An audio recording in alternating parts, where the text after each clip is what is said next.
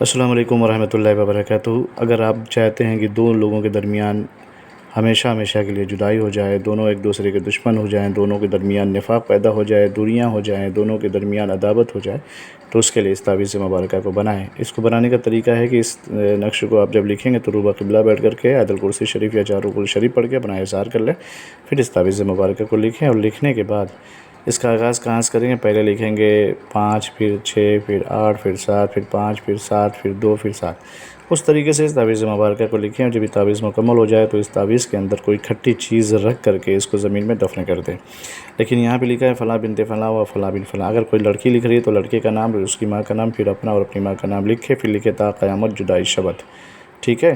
اگر اس طریقے سے اگر آپ نے یہ عمل انجام دیا، اس طریقے سے اگر آپ نے یہ کیا، تو انشاءاللہ دونوں کے درمیان جدائی ہو جائے گی، عداوت ہو جائے گی، دونوں کے اندر نفاق پیدا ہو جائے گا، دونوں ایک دوسرے کے دشمن ہو جائیں گے، دونوں ایک دوسرے کا چہرہ دیکھنا تک پسند نہیں کریں گے۔